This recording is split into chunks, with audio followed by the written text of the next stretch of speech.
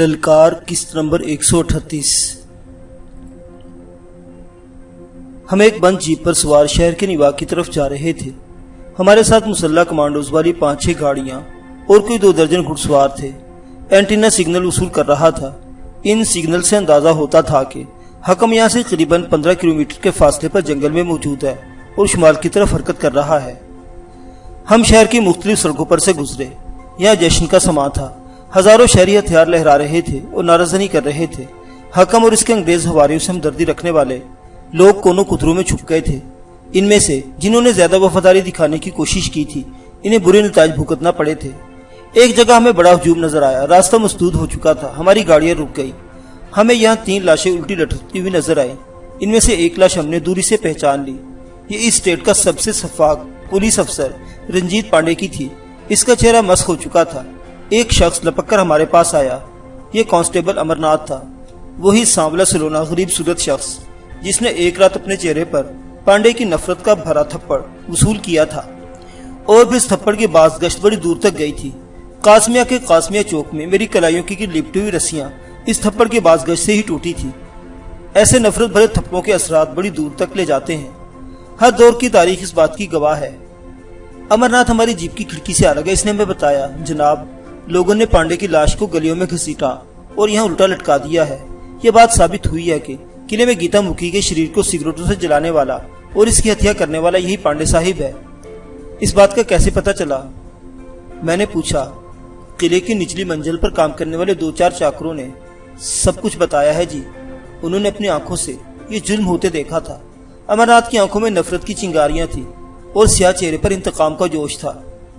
सिपाहियों ने हजूम में से रास्ता बनाया और हमारा काफिला आगे बढ़ गया। जल्द ही हम जरगा के निवाही इलाके से गुजरे और फिर जंगल में पहुंच गए। जिस जीप में मैं और इमरान थे, मुबारक अली भी इसी पर सवार था। शहर में सिग्नल मध्यम थे, मगर जो ही हम खुले इलाके में पहुंचे, ये वाजे होते चले गए। हकम और एंडरसन गालिबन किसी जीप पर सवार थे और ये एक दुश्वार गुजार इलाके में सफर कर रही थी। यहाँ टीले थे और इनके दरमियान रास्ते भूल भुलैयों की तरह थे। अगर हमें सिग्नल्स की रहनुमाई न होती तो हम शायद हकम की गर्द भी न पा सकते। कहीं कहीं सिग्नल्स मध्यम भी हो जाते और हमें परेशानी होती, लेकिन जल्दी इनकी क्वालिटी फिर से लौट आती। तकरीबन 1.5 घंटे बाद हम सिग्नल्स के बिल्कुल करीब पहुंच गए।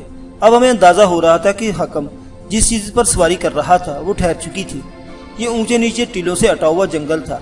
जल्दी हमें एक गाड़ी के टायरों के निशानात में मिल गए। हम इन निशानात का ताकुब करते हुए आगे बढ़ते चले गए। सिग्नल्स अब बिल्कुल साफ होते जा रहे थे। एक जगह रुककर हमने दूरबीनों से जगह का मुआयना किया। करीबन 2 किलोमीटर की दूरी पर एक टीले के दामन में हमें किसी रहायशी मकान की झलक नजर आई। लकड़ी का बना हुआ ये छोटा सा बोसीदा घर इस वीराने में पता नहीं क्यों मौजूद था। यकीनन वो जीप भी इसके घर के आसपास ही मौजूद थी जिस पर हकम और गालिबन गोरा एंडरसन यहाँ पहुंचे थे। दरख्तों की वजह से वो जीप हमें दिखाई नहीं दे रही थी। मेरा ख्याल है हमें अब गाड़ी से उतर जाना चाहिए, इमरान ने तजवीज पेश की। मेरे जहन में भी यही ख्याल आ रहा था। मेरी हदायत पर मुबारक अली ने कमांडोज को उतरने का हुक्म दिया। हम बड़ी एहतियात से आगे बढ़ने लगे। आगे बढ़ने के साथ साथ हम फैलते भी जा रहे थे ताकि ज्यादा से ज्यादा एरिया को कवर किया जा सके। जल्दी हम इस बोसीदा घर को चारों तरफ से घेर लिया। हमें वो शानदार लैंड क्रूजर भी नजर आ गई जिस पर शाही जोड़ा यहाँ पहुंचा था। मैंने कहा, मुबारक अली, छोटे सरकार की तरफ से सख्त हदायत है कि हकम को जिंदा गिरफ्तार होना चाहिए। आप बेफिक्र रहें, ऐसा ही होएगा जनाब। और मुझे यकीन हो गया है जनाब के हकम का कमांडर एंडरसन साहिब भी अंदर है। मुबारक दबे दबे जोश से बोला।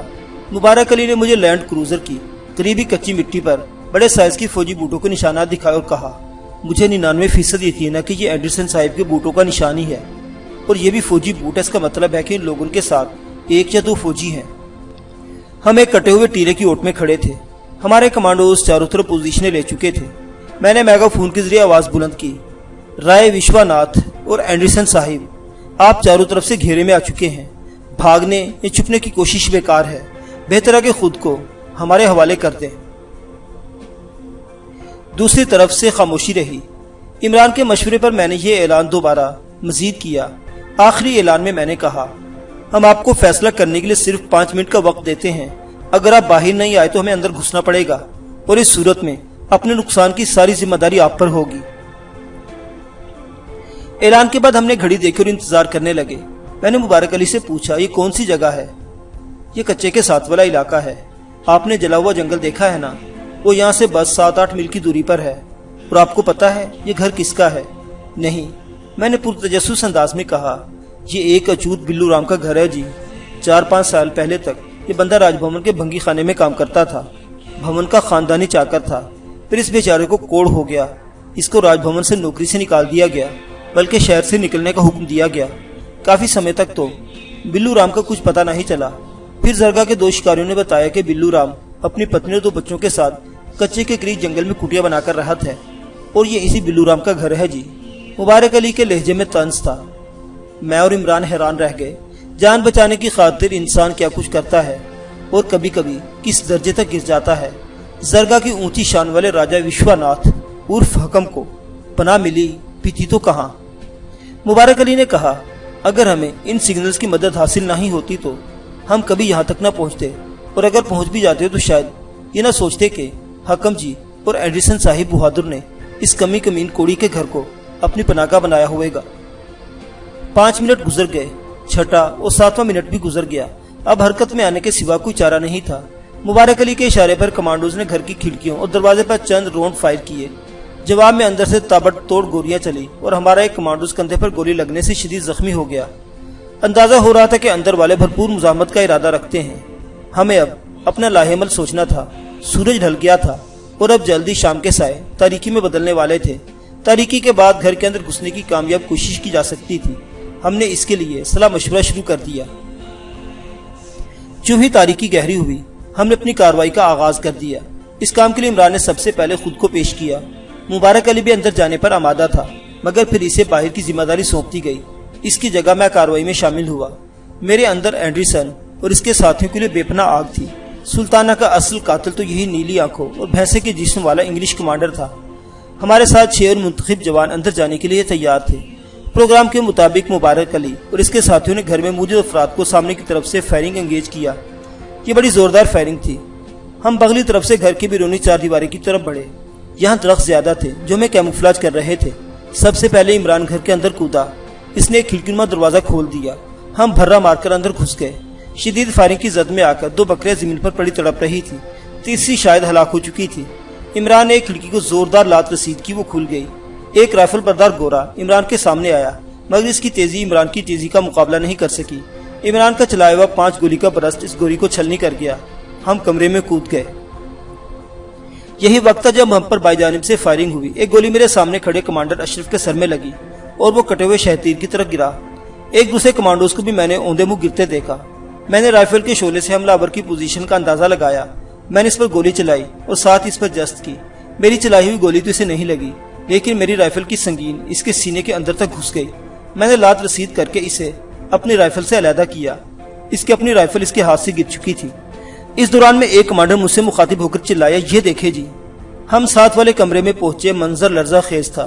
گولیوں کے بہت سے خولوں اور ایک ٹوٹی ہوئی کھڑکی کے ٹکڑوں کے درمیان کچے فرش پر رتنا دیوی اور اس کے بچے کی لاش پڑی تھی۔ رتنا دیوی اس حال میں بھی گہنوں سے لدی ہوئی تھی۔ اندازہ ہوتا تھا کہ اسے اندھا دھند ہونے والی کراس فائرنگ میں گولی لگی ہے۔ یہ ایک ہی گولی تھی جو پہلے اس کے بچے کو لگی، پھر اس کے اپنے سینے سے پار ہو گئی۔ اس کے علاوہ اس کا ایک پاؤں بھی اس کی شاہی جوتی سمیت خون سے رنگین نظر آ رہا تھا۔ حکم اور اینڈرسن آس پاس ہی ہوں گے، عمران نے عقابی نظروں سے ارد گرد دیکھ کر کہا۔ یہی وقت تھا جب 2 کمانڈوز حکم کو پکڑ کر لے آئے۔ یہ نظارہ بھی عبرت ناک تھا۔ زرگا کا تاجدار جو ناک پر مکھی بھی بیٹھنے نہیں دیتا تھا، مٹی میں لت پت نظر آتا تھا۔ اس کے کامدار سنہری پگڑی اس کے گلے میں جھول رہی تھی۔ اس کا رنگ ہلدی ہو رہا تھا۔ یہ بھوسے والے کمرے میں چھپے ہوئے تھی۔ کمانڈو نے اطلاع دی، یہ پستول ان کے لباس سے نکلا ہے۔ دوسرے کمانڈوز نے بھرا ہوا قیمتی بریٹا پسٹل میری طرف بڑھا دیا۔ لگتا تھا کہ گرفتاری کے وقت وشواناتھ عرف حکم جی نے تھوڑی بہت مزاحمت بھی کی تھی۔ اس کا چگانا لباس ایک طرف سے پھٹا ہوا تھا اور انگلیاں بھی زخمی تھی۔ تلاشی لے لی ہے؟ میں نے پوچھا۔ نہ ہی جناب، کمانڈنگ افیسر نے جھجکتے ہوئے کہا۔ تلاشی لو، میں نے کہا۔ حکم گرجا، اپنے گندے ہاتھ ہم سے دور رکھو، ہمارے پاس کچھ نہیں۔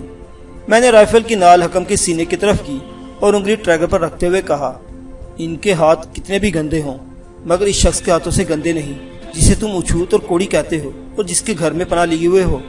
میرے اشارے پر کمانڈو آگے بڑھا اور اس نے حکم کی مزاحمت کی پرواہ کیے بغیر اس کی تلاشی لی۔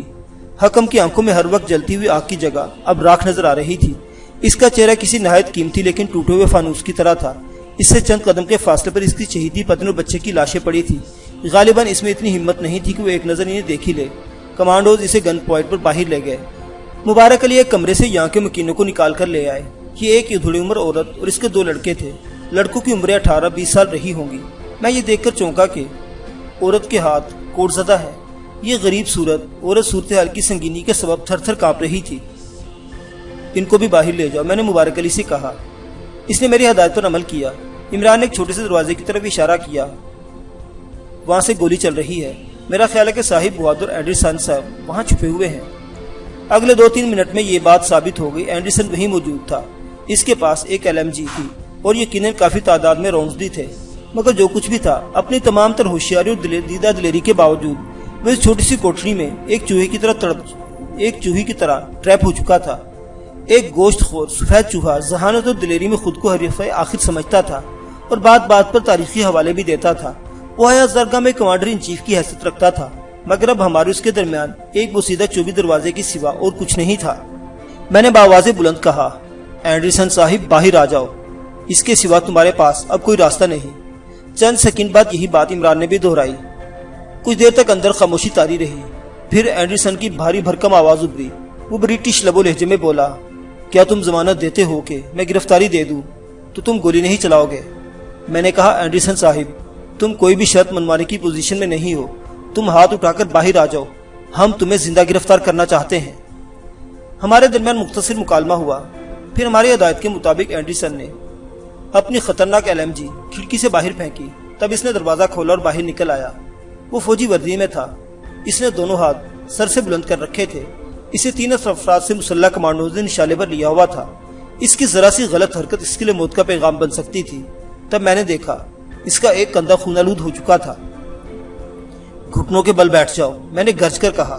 وہ ذرا سا جھجکا، پھر اسے اپنے گھٹنے زمین پر ٹیک دیے۔ فوری موت سے بچنے کے لیے اس نے اپنے ہاتھ بالکل سیدھے کھڑے کر رکھے تھے۔ اس کے بعد جو کچھ ہوا اس کی توقع اینڈرسن کو نہیں تھی۔ میری چلائی ہوئی گولی اینڈرسن کے سینے پر لگی۔ اس کا منہ بے ساختہ کھل گیا اور آنکھیں حیرت سے پھٹ گئی۔ گولی کے جھٹکے سے اس کی کیپ اچھل کر دور جا گری۔ میں نے کہا، اینڈرسن صاحب یاد کرو، اس طرح کا سین پہلے بھی دہرایا جا چکا ہے۔ 18 گاؤں میں سلطانہ راجپوت نے بھی اس طرح ہتھیار پھینکے تھے اور خود کو تمہارے حوالے کرنا چاہا تھا، لیکن تم نے اس کی حوالگی قبول نہیں کی تھی، تم نے اسے مار ڈالا تھا۔ اینڈرسن کی حالت ایک زخمی درندے کی سی تھی، مگر اس کی بے پناہ تکلیف کے سامنے اس کی درندگی بے بس تھی۔ اس نے دونوں ہاتھوں سے اپنا سینہ تھام لیا اور دوزانو بیٹھ گیا۔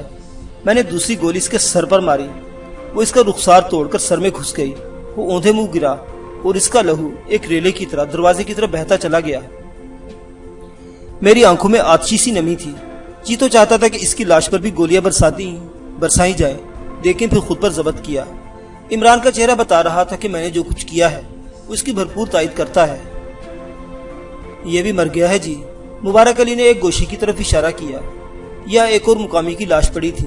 کالے رنگ کا یہ دبلا پتلا شخص اس گھر کا سربراہ بلو رام تھا۔ اس کے جسم پر بھی کوڑ تھا اور یہ کافی بڑھ چکا تھا۔ حکم نے اپنے اس حقیر ملازم کے ساتھ جو کچھ کیا تھا، لیکن اس شخص نے حق کے نمک ادا کرنے کی کوشش کی تھی۔ اس کے پاس ہی ایک رائفل پڑی تھی، جس سے پتہ چلتا تھا کہ آخری لمحوں میں حکم اور اینڈرسن وغیرہ کے ساتھ مل کر وہ بھی ہم پر گولی چلاتا رہا ہے۔ میں نے دیکھا کمرہ میں رتنا دیوی کی لاش سے نکلنے والا خون اور اس کوڑی چھوت کا خون گھل مل گیا ہے۔ سچ کہتے ہیں موت ہر اعلیٰ و ادنا کو برابر کر دیتی ہے، ساری اونچ نیچ ختم ہو جاتی ہے۔ یہ بڑی عبرتناک صورتحال تھی۔ زرگاہ کے فرما روا اور اس کے سپہ سالار نے خود جان بچانے کے لیے ایک ایسے شخص کے گھر میں پناہ لی، عام حالات میں جس کا سایہ بھی وہ خود پر پڑنے نہ دیتے۔ گھر کی اچھی طرح تلاشی لی گئی، وہاں کوئی اور شخص موجود نہیں تھا۔ ہاں، گندم رکھنے والے ایک بڑے مٹکے کے اندر سے ایک گٹھڑی دستیاب ہوئی۔ ایسی ایک گٹھڑی چارپائی کی نیچے سے ملی۔ یہ گٹھڑیاں زیورات اور جواہرات سے بھری ہوئی تھی۔ ان کی مالیت لاکھوں میں نہیں کروڑوں میں تھی۔ اس بانڈل اسٹیٹ کے لوگوں کا خون پسینہ تھا۔ یہ دیکھو ہمارا دوست اور رہنما۔ عمران نے اس سفری بیگ کی طرف اشارہ کیا جو ایک جستی ٹرنک پر رکھا ہوا تھا۔ یہی بیگ تھا جس میں حاضر دماغ میڈم سفورہ نے الیکٹرانک چپ ڈالی تھی۔ مبارک علی اور عمران نے 3-4 منٹ کی کوشش سے وہ چپ ڈھونڈ نکالی۔ ہم باہر پہنچے تو وشواناتھ عرف حکم جی کو بند جیپ میں بٹھایا جا چکا تھا۔ وہ گھٹنوں میں سر دیے ہچکیوں سے رو رہا تھا۔ عمران نے کہا، کتنا ہمدرد راجہ ہے، زرگاہ میں ہونے والے جانی نقصان پر پھوٹ پھوٹ کر رو رہا ہے۔ زرگاہ میں ہونے والے جانی نقصان پر نہیں، اپنی چہیتی پتنی اور بچے کی موت پر۔ میں نے کہا، زرگا میں تو اس سے 10 گنا نقصان بھی ہو جاتا تو اس کے کان پر جوں نہ رینگتی۔ وہ بولا، دیکھو تم کہتے ہو کہ ہم ٹی وی چینلز والے ہر واقعے کا منفی پہلو دیکھتے ہیں، اب تم خود منفی پہلو دیکھ رہے ہو۔ میرے خیال میں راجہ صاحب کے رونے کی وجہ صرف اور صرف یہ ہے کہ وہ اپنے بعد زرگا سے انجام کا غم کر رہے ہیں۔ اب شراب خانوں میں دھڑا دھڑ شراب بنانے والے مزدوروں کے گھروں کے چولہے کیسے جلیں گے؟ اب کون خیال رکھے گا غریبوں کا اور ان کی خوبصورت بیٹیوں کا؟ اب مسکین انگریز پردیسیوں کی مہمان نوازی کس کے ذمہ ہوں گی؟ اب یہاں ناچ گھروں میں رات دن خون پسینہ ایک کرنے والی شریف عورتیں اور نیک خواجہ سرا زندگی کی گاڑی کیسے کھانچیں گے؟ اف، ایسی پتہ نہیں کتنی سوچیں چکرا رہی ہیں حکم صاحب کے دماغ میں۔ ہماری آواز حکم تک نہیں پہنچ رہی تھی، لیکن کمانڈوز اس کے لیے جو توہین آمیز نعرے لگا رہے تھے وہ ضرور اس کے کانوں تک پہنچ رہے تھے۔ یہ انجام تھا اس آرام طلب عیش پرست شخص کا جس نے دنیاوی لذتوں کے بدلے دھیرے دھیرے اپنے سارے اختیار عیار گوروں کے حوالے کر دیے تھے اور یوں اپنے عوام کی بربادی کا سبب بنا تھا۔ عمران نے کہا، مجھے حکم کو دیکھ کر برادر محترم شہنشاہ جہانگیر صاحب یاد آ رہے ہیں۔ کیا مطلب؟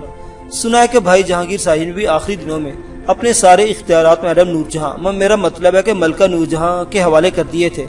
لگتا ہے کہ یہاں زرگا میں حکم جی نے بھی انگریزوں کے ساتھ کچھ اسی طرح کا پیکج کیا ہوا تھا۔ کچھ نرم و ملائم کچا گوشت، 2-3 کلو بنووا گوشت اور انگریزی شراب کی 2-4 بوتلیں، باقی سب کچھ انگریزوں کے پاس۔ یہ اگلے روز دوپہر کی بات ہے۔ چوہان کو اس کی آخری آرام گاہ تک پہنچا دیا گیا۔ اپنے اس درینہ دوست اور ساتھی کو الوداع کہتے ہوئے میں کرب کے کئی جانکا مرحلوں سے گزرا۔ راج بھون میں اب جشن کا سما تھا۔ راج بھون کے عظیم الشان دروازے عام لوگوں کے لیے کھول دیے گئے تھے۔ بھون کے اندرونی حصوں کے سوا وہ ہر جگہ دندنا رہے تھے، ناچ رہے تھے، گا رہے تھے۔ نعرہ زنی کی گونج سے کانوں پڑی آواز سنائی نہیں دیتی تھی۔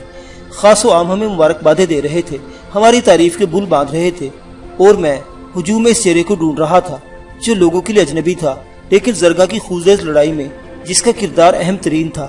میں طلال کو ڈھونڈ رہا تھا اور میری ہدایت پر اور بھی بہت سے افراد اس کی تلاش میں تھے۔ وہ پتہ نہیں کہاں کھو گیا تھا۔ چھوٹے سرکار کو راج بھون کے شاندار تخت پر بٹھا دیا گیا۔ ان کے دائیں بائیں درجنوں مصاحب اور خاص کی کرسیاں تھیں۔ مجھے اور عمران کو بھی وہیں چھوٹے سرکار اور مراد شاہ کے قریب نشستیں دی گئی، لیکن میں پچھلے 1 گھنٹے سے اپنی نشست پر موجود نہیں تھا۔ میں طلال کی تلاش میں سرگردہ تھا۔ آخر طلال کا کھوج قبرستان میں ملا۔ ایک ہرکارے نے آ کر بتایا کہ طلال کی حلیے سے ملتا جلتا ایک لڑکا قبرستان میں موجود ہے اور ایک قبر سے لپٹا رو رہا ہے۔ میں 2 محافظوں اور اس ہرکارے کے ساتھ قبرستان پہنچا۔ میں نے طلال کو دوری سے پہچان لیا۔ وہ سلطانہ کی قبر پر موجود تھا۔ اس نے اپنا سر گھٹنوں میں دیا ہوا تھا اور ہچکیوں سے رو رہا تھا۔ باقی لوگ فاصلے پر ہی کھڑے رہے۔ میں آگے گیا اور طلال کے کندھے پر ہاتھ رکھا۔ اس نے اپنا تتر بتر چہرہ اٹھا کر مجھے دیکھا اور پھر مجھ سے لپٹ گیا۔ وہ بلند آواز سے رونے لگا۔ وہ بس ایک ہی فکرہ کہے جا رہا تھا، خالو جان وہ چلی گئی۔ اس نے میری آنکھیں ایک بار پھر نم کر دی۔ ہم کافی دیر تک اس قبر پر موجود رہے اور اپنے آنسوں کا خراج عقیدت پیش کرتے رہے۔ راج بھون میں واپس آ کر میں نے طلال کو چھوٹے سرکار اور مراد شاہ صاحب کے سامنے پیش کیا۔ میں نے کہا، جناب، زرگا کی جنگ میں طلال کا کردار بڑا اہم رہا ہے۔ چھوٹے سرکار نے طلال کو سرتاپا دیکھا، پھر اسے اپنے قریب بلایا اور کندھا تھپکا۔ مراد شاہ صاحب بولے، ہم نے سنا تھا کہ جب قاسمیہ چوک میں انور خان اور کچھ دوسرے قیدیوں کو سولی چڑھایا جا رہا تھا تو چند راجپوت لڑکوں نے ہجوم سے نکل کر اچانک ہلہ بول دیا۔ کیا یہ ان میں شامل تھا؟ میں نے کہا، جناب، یہ نہ صرف ان میں شامل تھا بلکہ ان کا لیڈر بھی تھا۔ یہ ان سے سب سے آگے تھا اور میں سمجھتا ہوں جناب کی ساری لڑائی کا نقشہ بدلنے میں وہ واقعہ سب سے اہم تھا۔ یہ وہی موڑ تھا جہاں سے لوگوں میں ہلچل پیدا ہوئی اور انہوں نے گارڈز پر حملے کرنے کا حوصلہ کیا۔ چھوٹے سرکار نے طلال کو بے حد تحسین امیز نظروں سے دیکھا، دوبارہ شاباش دی اور اس بار شاباش کے ساتھ ہی اپنے گلے سے سچے موتیوں کا ایک ہار نکالا اور طلال کو دیا۔ بہت جھجکتے ہوئے اس نے یہ ہار لے لیا۔ طلال کو اگلی نشستوں پر جگہ دی گئی۔ مراد شاہ صاحب نے اسی وقت طلال کے زندہ رہ جانے والے اور جان دینے والے ساتھیوں کے لیے مختلف انعامات اور مراد کا اعلان کیا۔ ہمارا مقامی دوست کھجتری بھرت کمار زخمی ہوا تھا اور سینکڑوں دوسرے زخمیوں کی طرح اس کا علاج بھی راج بھون کے ساتھ واقعی شفا خانے میں ہو رہا تھا۔ میں اور عمران بھرت کو دیکھنے پہنچے۔ وہ اسی دھاری دار سویٹر میں تھا جس میں اسے گولی لگی تھی اور وہ چکور برجی کی سیڑھیوں سے لڑکتا ہوا نیچے گرا تھا۔ گولی اس کے پیٹ میں لگی تھی، اسے نکال دیا گیا تھا، مگر اس کی حالت ابھی تک مکمل طور پر خطرے سے باہر نہیں تھی۔ گندمی رنگت والی خوش شکل چمپی اب بھی سائے کی طرح اس کے ساتھ تھی۔ وہ اپنے ہاتھوں سے ہولے ہولے اس کے پاؤں دبا رہی تھی۔ اور ساتھ ہی ان پاؤں پر اپنے آنسو بھی گرا رہی تھی۔ مالا بھی وہیں موجود تھی اور تیمارداری میں اس کا ساتھ دے رہی تھی۔ در حقیقت یہ دونوں لڑکیاں ہی تھیں جو بھرت کو یقینی موت کے منہ سے کھینچ کر لائی تھی۔ میں نے چمپی کے سر پر ہاتھ پھیرا اور اسے دلاسا دیا، گھبراؤ نہیں چمپی، یہ ٹھیک ہو جائے گا، تمہاری محبت نے اسے بچایا ہے، تمہاری محبت ہی اسے زندہ رکھے گی۔ چمپی کے آنسو اور تیزی سے گرنے لگے، وہ یوں سکڑی سمٹی بیٹھی تھی جیسے بہت بڑی مجرم ہو، اور یہاں جو کچھ ہوا ہے بس اسی کی بدقسمتی کا نتیجہ ہے۔ ہم بڑے ڈاکٹر سے ملے اور اسے بھرت کمار کے علاج اور نگہداشت کے سلسلے میں خصوصی ہدایات دی۔ جب ہم واپس جانے والے تھے اچانک چونک گئے۔ ہم نے بھرت کے والد کو دیکھا، وہ سفید براق دھوتی کرتے میں ملبوس تھا، اپنے فربا جس کے ساتھ ڈگمگاتا اور مسلسل کھانسوں بھرت کی طرف آ رہا تھا۔ چمپئی نے اسے نہیں دیکھا کیونکہ وہ اس کے عقب میں تھا۔ کھانسی کی آواز سن کر چمپی پلٹی اور ایک دم کھڑی ہو گئی، اس کا رنگ زرد ہو گیا تھا۔ بھرت کے والد نے دیکھا لیا تھا کہ چمپی بھرت کے پاؤں دبا رہی ہے۔ وہ تڑک کر بولا، تو یہاں کیا کرت ہے؟ تو نے چھوٹے مالک کو ہاتھ کیوں لگائے؟ تجھے دیا نہیں آئی؟ کیا کام تھا تیرا یہاں؟ کیا کام تھا؟ اس نے ہاتھ میں پکڑی چھڑی سے چمپی کو ٹوکے دیے۔ مالا جھپٹ کر آگے بڑھی۔ اس نے بھرت کے پتا کو روک کر کہا، چاچا جی، یہ لڑکی آپ کے بیٹے کو ہاتھ نہ لگاتی تو اس وقت زندہ بھی نہ ہوتا۔ یہی ہے جو اسے برستی گولیوں سے نکال کر لائی۔ کیا مطلب ہے تمہارا؟ عمران نے کہا، مطلب تمہیں میں بتاتا ہوں۔ یہاں شور شرابہ کرو گے تو اسپتال والے چپت مار مار کر تمہارا گنج لال کر دیں گے۔ بھرت کا پتا ہکا بکا رہ گیا، اسے ایسے جواب کی توقع نہیں تھی۔ میری طرح عمران نے بھی چمپی کے سر پر ہاتھ رکھا اور اسے کہا کہ وہ بھرت کے پاس بیٹھ کر اس کی تیمارداری جاری رکھے۔ مسلح گارڈ بھی بھرت کے پریشان حال پتا کو باہر لے گئے۔ میں نے انچارج گارڈ کو سمجھایا کہ وہ بھرت کے اس خردماغ باپ کو ساری بات بتائے اور اسے وارننگ دے گئے اگر اس نے چمپی یا اس کی والدہ کی طرح میلی آنکھ سے بھی دیکھا تو اس کا کھانا خراب ہو جائے گا۔ ایک گارڈ نے بھرت کے والد کو بتا دیا تھا کہ اس سے مخاطب ہونے والے کون ہیں۔ میرا اور عمران کا تعارف بھرت کے والد کو ہکا بکا کرنے اور لذا دینے کے لیے کافی تھا۔ زرگا کی لڑائی کا ایک اہم غدار ہمارا سابقہ ساتھی عبد الرحیم بھی اسی اسپتال میں زیر علاج تھا۔ عمران نے اس کے سر پر رائفل کے دستے سے ایک تباکن ضرب لگائی تھی جس کی وجہ سے وہ 4-5 گھنٹے بے ہوش رہا تھا۔ اب وہ ہوش میں آ چکا تھا، اس کی مرہم پٹی بھی ہو چکی تھی۔ اسپتال کے ایک کمرے میں اس سے پوچھ گچھ جاری تھی۔ ہمیں یقین تھا کہ اس کے 2-4 مزید ساتھی اس مخبری والے کار خیر میں اس کے شریک رہے ہوں گے، تاہم ابھی تک عبد الرحیم نے اس بارے میں کچھ نہیں بتایا تھا۔ وہ کافی ڈھیٹ ثابت ہو رہا تھا۔ ہم عبد الرحیم کے کمرے میں پہنچے۔ اسے ہتھ گڑی لگائی گئی تھی، زنجیر کا سرا بیڈ کے ساتھ منسلک تھا۔ عبد الرحیم کا سوجا ہوا چہرہ اور شکل ڈراؤنی ہو گئی تھی۔ عبد الرحیم سے پوچھ گچھ کی ساری ذمہ داری حسنات احمد پر تھی۔ وہ پچھلے 12 گھنٹے سے اس کے ساتھ سر کھپا رہا تھا۔ ہم پہنچے تو عبد الرحیم کا سر جھک گیا، ہم سے نظریں ملانے کے قابل نہیں تھا۔ حسنات احمد مجھے اور عمران کو ایک طرف لے گیا۔ اس نے رازداری سے کہا، بڑا سخت جان ہے، ابھی تک کوئی جانکاری نہ ہی دی ہے اس نے، لیکن جانکاری بہت ضروری ہے، ورنہ اس کی وجہ سے ہمیں مزید نقصان پہنچ سکتا ہے۔ بہرحال آپ بڑے اچھے سمے پر آئے ہیں۔ میں نے بھی تھوڑی دیر پہلے سے ٹیکا لگوایا ہے، اس پر اثر ہونا شروع ہو گیا ہے۔ مجھے لگتا ہے کہ اس کی زبان کا تالا کھل جاوے گا۔ میں چونک گیا۔ ٹیکے سے حسنات کی مراد وہی درد والا ٹیکا تھا۔ دوسرے کمرے میں عبد الرحیم کے کراہنے کی آوازیں آنے لگی۔ یہ آوازیں بتدریج بلند ہوتی جا رہی تھی۔ آج ہم پہلی بار اس سبز رنگ کے مہلک انجیکشن کے اثرات ملاحظہ کر رہے تھے جو زرگا میں دہشت کی علامت تھا۔ اس مہلک انجیکشن کی ڈبل ڈوز کا مطلب ایک دردناک موت کے سوا اور کچھ نہیں ہوتا تھا۔ ہمیں 2-3 خوبرو لڑکیوں کی وہ اکڑی ہوئی لاشیں یاد آئیں جو ہم نے ایک دن پہلے راج بھون کے عشرت قدے میں دیکھی تھی۔ اب یہ سنگل ڈوز والا انجیکشن عبد الرحیم کو اپنے شکنجے میں جکڑ رہا تھا۔ حسنات احمد نے اس کے کمرے کی کھڑکیاں دروازے اچھی طرح بند کروا دیے تھے تاکہ عبد الرحیم کی آہو بکا باہر نہ جا سکے۔ عبد الرحیم کے چہرے پر دھیرے دھیرے اذیت کے آثار نمایاں ہوتے چلے گئے۔ پھر وہ تڑپنے لگا، میں مر گیا، مجھے بچاؤ، میں مر گیا۔ وہ بار بار یہی الفاظ کہے جا رہا تھا۔ وہ کبھی اپنے پیٹ پر ہاتھ رکھتا، کبھی سینے پر۔ اس سے جیسے کچھ سمجھ نہیں آ رہا تھا کہ تکلیف ہو کہاں رہی ہے۔ وہ اپنے ہاتھ کی زنجیر کو دیوانہ وار جھٹکے دینے لگا۔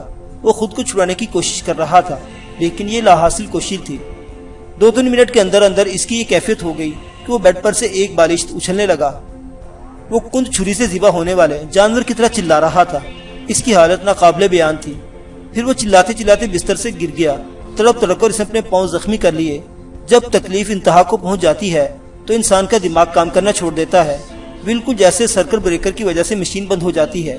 لیکن سرجن سٹیل کے بناوے سے انجیکشن کی ایک خصوصیت یہ بھی تھی کہ یہ بندے کو حتی الامکان حد تک ہوش میں بھی رکھتا ہے، اور یہاں بھی یہی کچھ ہو رہا تھا۔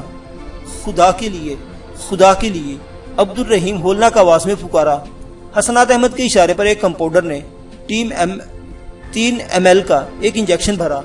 हसनात ने फिर अब्दुल रहीम से मुखातिब होकर कहा, तुम्हें दर्द का इंजेक्शन लगाया गया है।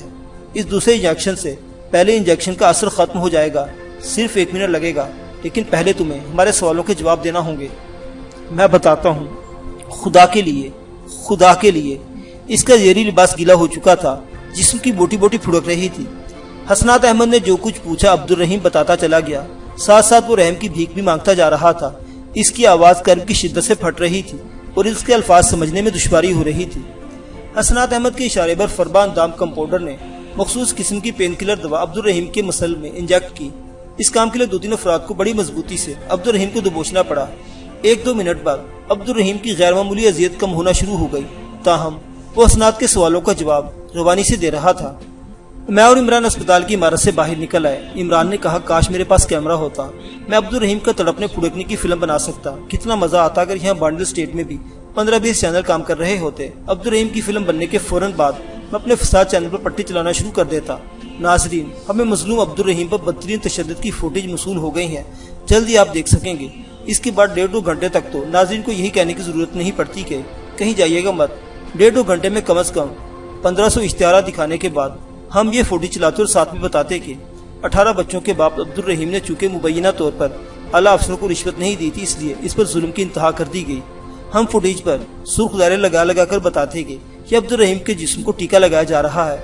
ये तकलीफ और खौफ की वजह से इसका पजामा गीला होता जा रहा है। ये देखिए, ये मजीद गीला हो गया है। और ये देखिए, इस तीसरे सुर्ख दायरे के अंदर ये बंदा मुस्कुरा रहा है। इसने रिश्वत तलब की है। रात के टॉक शो में हम चारों दानिशुरों से इस फुटेज पर तबसरा कराते और वो बड़ी आसानी से दर्द की इस इंजेक्शन के डांडे अमेरिका की अंदरूनी बेचैनी और न्यू वर्ल्ड ऑर्डर से जोड़ देते। अब्दुल रहीम किसी बड़े ईरानी साइंसदान का असिस्टेंट करार दिया जाता है, लेकिन 2 रोज बाद ये सब कुछ गलत साबित हो जाता। मैंने कहा, तो फिर क्या होता? ये एक और ब्रेकिंग न्यूज बन जाती। अब्दुल रहीम मजलूम के बजाय जालिम निकला। इससे किसी ने रिश्वत नहीं तलब की थी। इसकी बेवफाई और गद्दारी के ठोस सबूत मंजर आम पर आ गए, वगैरह वगैरह। चलो, तुम्हारा ये चैनल खेलने का शौक भी जल्द पूरा हो जाएगा। मेरा ख्याल है कि अब 100 स्टेट में हमारी वापसी का वक्त करीब आ गया है। हाय, इमरान ने सीने पर हाथ रखा। क्या तीर मारा है तुमने दिल पर। एकदम रीमा जी की याद आ गई। वो लाहौर की सड़कें, वो सर्दियों की सुनहरी धूप, वो नहर का किनारा, वो मजे मजे के रेस्तुरां। फिर वो एकदम चुप हो गया। मुझे भी खामोशी ने घेर लिया। सामने ही जरगा का कब्रिस्तान नजर आया। वो कब्रिस्तान जहाँ सुल्ताना दफन थी, अपनी तमाम तर सादगी, दिलेरी और मोहब्बत के साथ। मुझे पता था कि जब मैं यहाँ से चला जाऊंगा मुझे ये जगह बहुत याद आएगी। शीशम और बेरी के पेड़ों के नीचे वो कच्ची कब्र में, जिसमें मेरी जिंदगी में आने वाली पहली लड़की सो रही थी। करीबन 3 बरस तक वो शब रोज साय की तरह मेरे साथ रही थी। इसकी कुर्बानियों ने मुझे जिंदा रखा और इसकी बेलोस मोहब्बतों ने मेरे दिलो दिमाग में अनमिट रस्ते बनाए। लेकिन अब मुझे हमेशा के लिए इसे यहाँ छोड़कर जाना था। खुशाइन बात बस एक ही थी, इसकी एक निशानी मेरे पास मौजूद थी। अचानक मुझे इमरान को चौंकना पड़ा। अस्पताल की तरफ से 2 घुड़सवार घोड़े भगाते चले आ रहे थे। मैंने गौर से देखा। इनके अकब में खोस्ट बुढ़िया की पोती बहू माला थी। माला भी दौड़ती चली आ रही थी। ये तीनों हमारी तरफ बढ़ रहे थे। यकीनन कोई खास बात थी। हम ठटक गए। या अल्लाह खैर, इमरान ने कहा, क्या अभी कुछ होना बाकी है? मुअज़्ज़िज़ सामीन हज़रात, ये दिलचस्प तरीन दास्तान अभी जारी है। बकिया वाक़यात अगली किस्त में। देखते रहिए उर्दू दास्तान। अल्लाह हाफिज़।